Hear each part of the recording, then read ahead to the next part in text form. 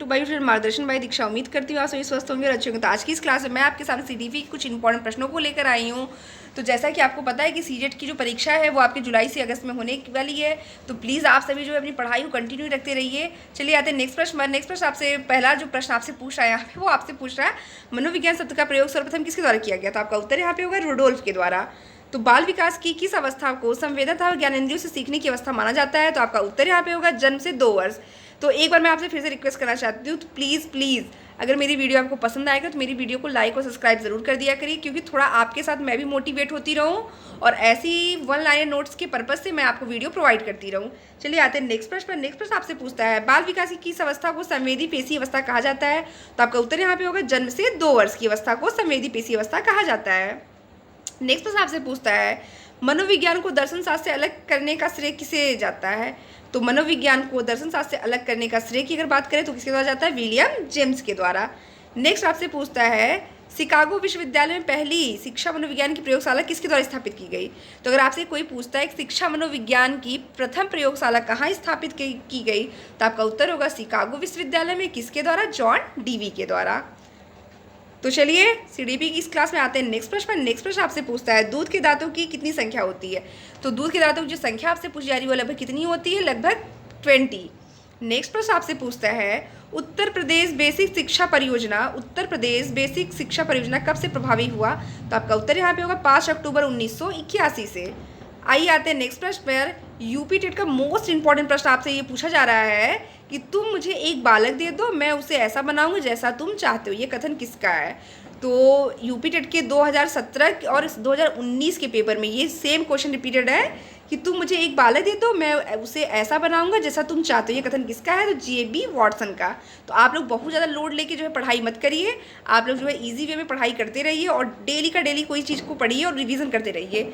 और रिवीजन करने के साथ साथ जो है आप सभी जो है प्रैक्टिस सेट ले लीजिए, और वो डेली से आप 1 से 2 प्रैक्टिस सेट अगर आप करते हो तो आपके स्कोर अच्छे गेन होंगे और आपको टाइम मैनेजिंग भी समझ में आने लगेगी। चलिए आते हैं नेक्स्ट प्रश्न पर। नेक्स्ट प्रश्न आपसे पूछता है तार्किक चिंतन की अवस्था किस काल को कहते हैं। तो तार्किक चिंतन की अवस्था की अगर बात करें तो वह आपकी किशोरावस्था है। नेक्स्ट टोली समूह की आयु किसे कहा जाता है। टोली समूह की आयु की बात करें तो वह है कौन सा, बाल्यावस्था। नेक्स्ट आपसे पूछता है व्यक्ति के स्वाभाविक विकास को क्या कहते हैं। तो व्यक्ति के स्वाभाविक विकास को क्या कहते हैं, तो अभिवृद्धि कहते हैं। चलिए आते हैं नेक्स्ट प्रश्न पर। तो देखिए मैं आपका जैसे बहुत ज़्यादा टाइम तो नहीं लेती हूँ मैं, क्योंकि अपने वीडियो में मैं इधर उधर की बातें बहुत ही कम करती हूँ और बहुत शॉर्ट टाइम में मैं आपको एक अच्छा सा अच्छा वीडियो और एक अच्छे से अच्छे क्वेश्चन की कंटेंट देती हूँ। तो प्लीज़ आपसे भी मेरी रिक्वेस्ट है कि आप मेरी वीडियो को लाइक और सब्सक्राइब ज़रूर कर दें और ज़्यादा से ज़्यादा मेरी वीडियो को आप शेयर करें। चलिए आते हैं नेक्स्ट प्रश्न पर। नेक्स्ट प्रश्न आपसे पूछता है विकास का अभिप्राय क्या होता है। तो विकास के अभिप्राय की बात करें तो यह प्रक्रिया जिसे बालक परिपक्वता की ओर बढ़ता है। बालक क्या करता है, परिपक्वता की ओर बढ़ता है। नेक्स्ट किशोरावस्था का काल कितना निर्धारित किया गया। तो किशोरावस्था का जो काल है वो 12 से 18 वर्ष। तो किशोरावस्था का जो काल, शैशवावस्था की बात करें तो जन्म से 6 वर्ष, और शैशवावस्था की बात करें तो जन्म से 6 वर्ष, और बाल्यावस्था की बात करें तो वह 6 से 12, और 12 से 18 की बात करें तो वह आपका है किशोरावस्था। नेक्स्ट आपसे पूछता है शैक्षिक दृष्टि से बालक की अवस्थाएं कौन सी हैं। तो शैक्षिक दृष्टि से बालक की जो अवस्थाएं वो कुल 3 है, शैशवावस्था, किशोरावस्था और बाल्यावस्था। तो नेक्स्ट आपसे पूछता है शैशवावस्था में सीखने की प्रक्रिया का स्वरूप होता है। तो शैशवावस्था में सीखने की जो प्रक्रिया का स्वरूप होता है वह सीखने की प्रक्रिया में तीव्रता होती है। नेक्स्ट आपसे पूछता है बाल अवस्था का समय क्या होता है। बाल अवस्था के समय की बात करें तो वह क्या होता है आपका 5 से 12 वर्ष तक। नेक्स्ट बाल्यावस्था की प्रमुख मनोविज्ञान की विशेषता क्या है। बाल्यावस्था की प्रमुख मनोविज्ञान विशेषता क्या है, तो क्या है आपकी सामूहिकता की भावना। नेक्स्ट आपसे पूछता है बाल अवस्था में बालक का व्यक्तित्व कैसा होता है। तो बालक का व्यक्तित्व कैसा होता है, बहिर्मुखी व्यक्तित्व।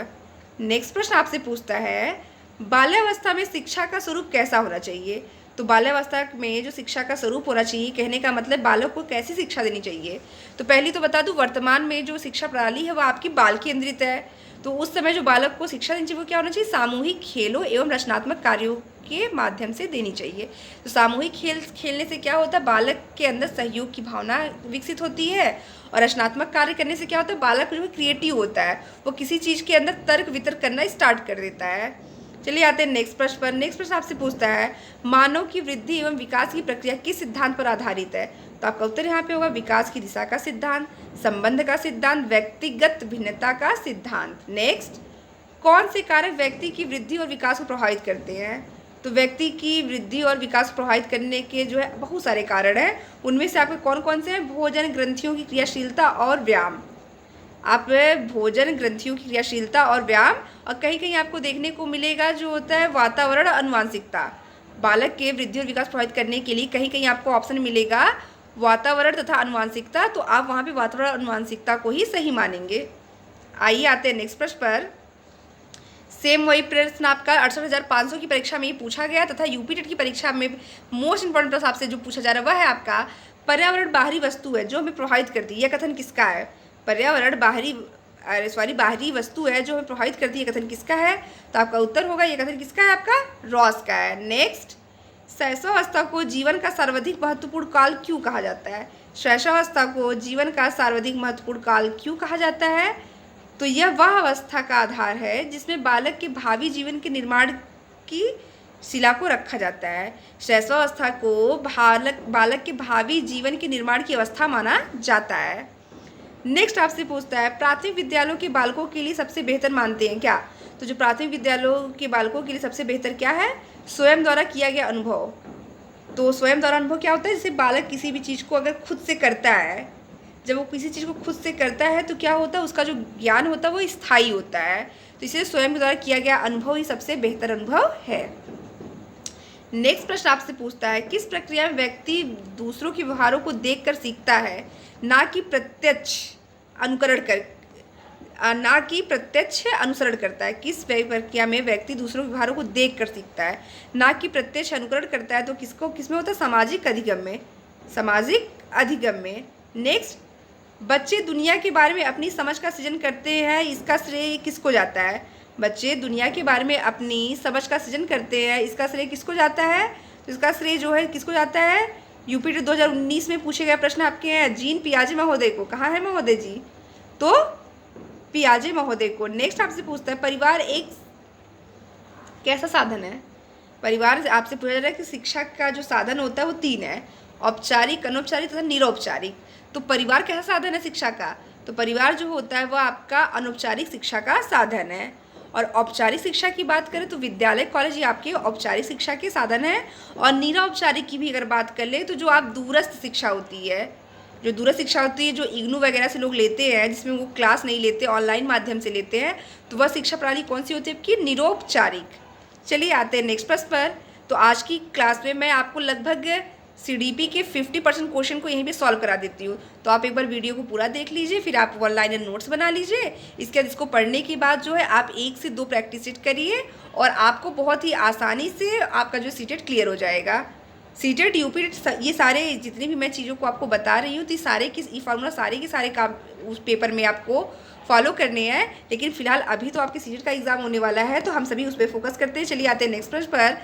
एक शिक्षक विद्यार्थियों में सामाजिक मूल्यों को कैसे विकसित कर सकता है? तो आपका उत्तर यहाँ पे होगा आदर्श रूप से बर्ताव कर। चलिए यहाँ कथन संबंधित एक प्रश्न पूछा जा रहा है, वह है आपसे कौन सा सिद्धांत व्यक्त करता है कि मानव मस्तिष्क में एक बर्फ की बड़ी चट्टान के समान है? मानव को कौन सा सिद्धांत यह व्यक्त करता है कि मानव मस्तिष्क एक बड़ी सी बर्फ की चट्टान के समान है जिसमें 3 चेतन के 3 स्तर हैं? तो कौन से 3 स्तर कौन कौन से हैं? मनोविश्लेषणात्मक सिद्धांत के अंतर्गत जो तीनों स्तर छिपे हुए हैं, किसके अंतर्गत छिपे हुए हैं? मनोविश्लेषणात्मक सिद्धांत के अंतर्गत। कौन कौन से? चेतन, अचेतन तथा अर्धचेतन। और मनोविश्लेषणात्मक सिद्धांत के जो जनक हैं ये कौन है? Sigmund Freud. चलिए यहाँ से आपके 3 क्वेश्चन तैयार हो गए। आते हैं नेक्स्ट प्रश्न पर। मन का मानचित्र किससे संबंधित है? सीटेट का ये बहुत इंपॉर्टेंट प्रश्न है। सीटेट की परीक्षा 2018 में ही पूछे हुए प्रश्न आपका 2018 में भी पूछा गया था, 2020 की भी पेपर में आपका पूछा गया मन का मानचित्र किससे संबंधित है? तो आपका उत्तर यहाँ पे होगा मन की क्रियाशीलता पे अनुसंधान से। नेक्स्ट, किसको एक अभिप्रेरित शिक्षण का संकेत माना जाता है? तो शिक्षा विद्यार्थी द्वारा प्रश्न पूछना। जब बालक जो है शिक्षक से कक्षा में पढ़ाई के दौरान प्रश्न पूछता है तो उस कक्षा को सजीव माना जाता है। सजीव मानने का मतलब होता है कि अध्यापक और शिक्षक के बीच में जो होता है वह संवाद चलता रहता है और जो शिक्षा जो क्लास का वातावरण होता है वो काफ़ी रुचिकर होता है। आइए आते हैं नेक्स्ट प्रश्न पर। अवधारणाओं का विकास मुख्य रूप से किसका हिस्सा है? अवधारणाओं का विकास मुख्य रूप से किसका हिस्सा है? तो आपका उत्तर यहाँ पे होगा बौद्धिक विकास का। बच्चों का मूल्यांकन किसके द्वारा होना चाहिए? तो बच्चों का जो मूल्यांकन होना चाहिए वह सतत और व्यापक मूल्यांकन द्वारा होना चाहिए। नेक्स्ट, सतत एवं व्यापक मूल्यांकन में व्यापक मूल्यांकन शब्दावली का तात्पर्य क्या है? सतत एवं व्यापक मूल्यांकन में व्यापक मूल्यांकन शब्दावली का तात्पर्य क्या है? तो आपका उत्तर यहाँ पे होगा शैक्षिक एवं शैक्षिक क्षेत्र का मूल्यांकन। नेक्स्ट, कक्षा में जो विद्यार्थी प्रश्न पूछते हैं उन्हें क्या कहेंगे? कक्षा में जो विद्यार्थी प्रश्न पूछते तो उन्हें क्या कहेंगे? कक्षा में चर्चा में भाग लेने की प्रोत्साहित किया जाना चाहिए। ऐसे विद्यार्थियों को किसी भी कहानी प्रतियोगिता में या कहानी लेखन में या संवाद में क्या करना चाहिए? भाग लेने के लिए प्रोत्साहित करना चाहिए। नेक्स्ट आपसे पूछता है, कक्षा में विद्यार्थियों की रुचि बनाए रखने के लिए एक शिक्षक को क्या करना चाहिए? कक्षा में विद्यार्थियों की रुचि बनाए रखने के लिए एक शिक्षक को क्या करना चाहिए? प्रश्न पूछते रहना चाहिए। नेक्स्ट, विद्यार्थियों की रुचि बनाए रखने के लिए एक शिक्षक को क्या करना चाहिए? तो विद्यार्थियों की रुचि को बनाए रखने के लिए एक शिक्षक को प्रश्न पूछते रहना चाहिए। आइए आते हैं नेक्स्ट प्रश्न पर। तो सीडीपी की आज जो क्लास है वो बहुत ही ज़्यादा इंपॉर्टेंट है। अगर मेरी वीडियो आपको पसंद आए तो प्लीज़ लाइक और सब्सक्राइब ज़रूर करिएगा, क्योंकि इतनी मेहनत कर रही हूँ तो आपकी तरफ से एक लाइक और सब्सक्राइब तो बनता है। चलिए आते हैं नेक्स्ट प्रश्न पर। दबाव को कम करने एवं परीक्षा में सफलता के लिए आवश्यक है। तो दबाव को कम करने एवं परीक्षा में सफलता के लिए क्या आवश्यक है? कम अवधि में परीक्षाओं में अंतरण। नेक्स्ट, वाइगोत्स्की बच्चों को सीखने में किस कारक की महत्वपूर्ण भूमिका बल देते थे? वाइगोत्स्की बच्चों को सीखने में किस कारक की महत्वपूर्ण भूमिका बल देते थे? तो वह कौन सा कारक था? सामाजिक अधिगम का सिद्धांत। नेक्स्ट, किसके द्वारा अनुसार शारीरिक, मानसिक व बौद्धिक विकास की प्रक्रिया है? किसके अनुसार शारीरिक, मानसिक व बौद्धिक विकास की प्रक्रिया है? तो प्लेटो के अनुसार। आते हैं नेक्स्ट प्रश्न पर। एक आदर्श अध्यापक में पाए जाने वाले गुण कौन से हैं? तो एक आदर्श अध्यापक का मतलब होता है वह अध्यापक जो बालक की रुचियों को तथा उसके दृष्टिकोण को महत्व दे, तो वह आदर्श अध्यापक होता है। तो उसके अंदर क्या क्या गुण होना चाहिए? लोकतांत्रिक दृष्टिकोण होना चाहिए, विषय वस्तु पर अधिकार होना चाहिए तथा बाल मनोविज्ञान का ज्ञान होना चाहिए। लोकतांत्रिक दृष्टिकोण का मतलब होता है कि वह सबको एक बराबर समझे। विषय वस्तु पर अधिकार का मतलब वह जिस भी विषय को पढ़ाए उसके बारे में उसको इतनी जानकारी हो कि बालक अगर उससे कोई प्रश्न पूछता है तो वह उसका उत्तर उसको दे सके। हाँ, कभी कभी ऐसा क्या होता है कि जैसे शिक्षक किसी भी प्रश्न को बताने में सफल नहीं है तो क्या करना चाहिए? शिक्षक को उसे बालक को डांटना नहीं चाहिए। हाँ, उसे ये कहना चाहिए कि मैं आपकी इस प्रश्न का उत्तर जो है बाद में दे दूंगा। ठीक। आइए, और बाल मनोविज्ञान का ज्ञान इसलिए होना चाहिए क्योंकि जब आपके अंदर बाल मनोविज्ञान का ज्ञान होगा तो आपको यह ज्ञात होगा कि वो बच्चा जो है वो समान बुद्धि वाला बालक है, प्रतिभाशील है, या जो है मंद बुद्धि बालक है, क्योंकि इसके ज्ञान होने के पश्चात ही उस बालक की शिक्षा का प्रावधान आप कर सकते हैं। आइए आते हैं नेक्स्ट प्रश्न पर। 20वीं शताब्दी को बालकों की शताब्दी किसने कहा था? वेरी वेरी इंपॉर्टेंट प्रश्न है आपसे। 20वीं शताब्दी को बालकों की शताब्दी किसने कहा था?